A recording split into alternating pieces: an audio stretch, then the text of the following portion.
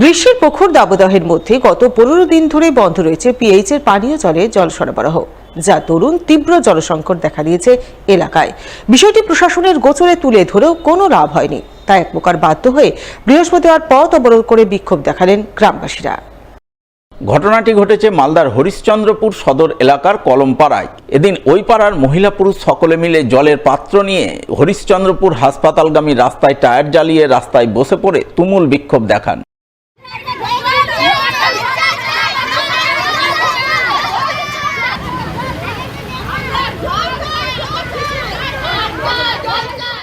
বিক্ষোভকারীদের অভিযোগ, তাদের এলাকায় পিএইচির পানীয় জল সরবরাহের জন্য পাইপলাইন রয়েছে, কিছু বাড়িতে ট্যাপ কল বসানো আছে, যথারীতি ট্যাপ কলে নির্দিষ্ট সময়ে জল আসছিল, কিন্তু গত 15 দিন ধরে পিএইচির পানীয় জল সরবরাহ বন্ধ রয়েছে। ট্যাপ কলে জল আসছে না, ফলে প্রচণ্ড গ্রীষ্মের মধ্যে এলাকায় পানীয় জলের জন্য হাহাকার পড়ে গেছে। পানীয় জল পাওয়া যাচ্ছে না, পেলেও অনেক দূর থেকে আনতে হচ্ছে। এই সমস্যার কথা তারা প্রশাসনের গোচরে তুলে ধরেছেন, কিন্তু এখনও সমস্যার সমাধান হয়নি, তাই আজ বাধ্য হয়ে তারা পথ অবরোধ করেছেন। আমরা জল পাচ্ছি না, জল দিচ্ছে না 15 দিন থেকে। আমরা আমাদের কাছে মার্শাল নাই, ফল নাই, কিছু নাই। আমরা কোথায় যাবো জল আনতে? ভিডিওর ঘরে যাবো জল আনতে? জলটা কে দিবে? জল দিচ্ছে না ট্যাপে। কোথায় যাবো আমরা জল আনতে? সব দিকে জল দিচ্ছে আমাদের মেন রোডে ট্যাপ লাইন নাই, কি জন্য ট্যাপ লাইন নাই? সবাই বাড়ি জল পড়ছে, আমাদের বাড়ি কেন কিছু জন্য মেন রোডে পাইপ দিবে, ট্যাপ দিবে। হরিশ্চন্দ্রপুরে জলের অভাব খুবই, জল নাই। 15 দিন থেকে আমরা জলের অভাবে করছি, তার জন্য আমরা জল চাই। ওয়াটার সাপ্লাই কোনো জবাব নাই, তার জন্য আমরা এটা চাইছি যে আমাদের কি অভাব, যে জল আমাদের কেন আসছে না। গ্রামে কি আমাদের এখানে 3-4টা গ্রামে আসছে না জল, একদম টোটালি আসছে না। আমাদের প্রশাসন কিছুই আমাদেরকে বলছে না যে গ্রামের মধ্যে এসে বলবে যে না এই কারণে জল আসছে না, বা পাইপ দিচ্ছি বা কোনো কিছু না, প্রবলেম নাই। এখনো আসেনি বাড়ি বাড়ি পাইপ, জল পড়ছে না। এদিকে এই অবরোধের খবর পেয়ে হরিশ্চন্দ্রপুর থানার পুলিশ ঘটনাস্থলে ছুটে যায়। ওই সময় অবরোধকারীরা পুলিশকে ঘিরেও ক্ষোভ প্রকাশ করেন, যদিও শেষমেশ পুলিশের আশ্বাসে অবরোধ উঠে যায়। এই বিষয়ে পিএইচই দপ্তরের ইঞ্জিনিয়ার সুমিত ঘোষের সঙ্গে ফোনে যোগাযোগ করা হলে তিনি বলেন, বিদ্যুৎ দপ্তর রাস্তায় পোল বসাতে গিয়ে জায়গায় জায়গায় জলের পাইপ ফাটিয়ে দিয়েছে, সেই কারণেই এই সমস্যা তৈরি হয়েছে। আগামী দিনে সমস্যা সমাধানের জন্য প্রয়োজনীয় উদ্যোগ নেবেন। ইলেকট্রিক পোল ফুট থেকে পাইপগুলো যদি এরকম প্রত্যেক দিন 10টা করে ফাটায়, তাহলে কি বলুন এবার? শুধু হরিশ্চন্দ্রপুর না, সব জায়গাতেই।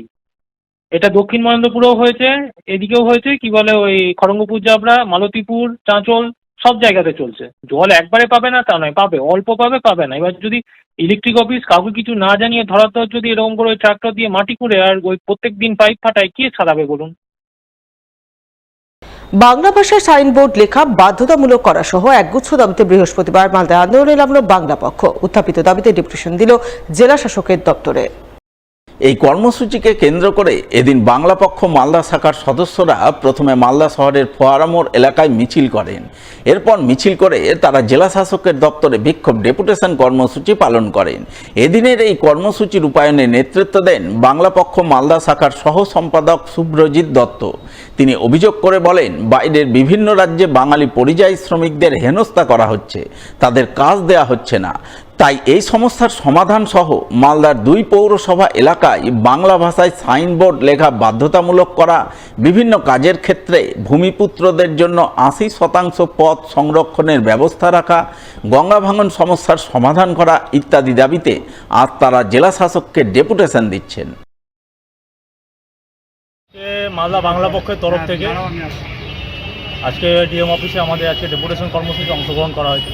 এর মূল উদ্দেশ্য হচ্ছে বিহার, উড়িষ্যা, উত্তরপ্রদেশে যে বাঙালি পরিযায়ী শ্রমিকদেরকে বাইরের প্রশাসন দ্বারা হেনস্থা করা হচ্ছে, সেখানে বাংলার কাজ আছে কিন্তু বাঙালি কাজ পাচ্ছে না, সেই সমস্ত দাবিতে আজকে আমরা ডেপুটেশন দেব।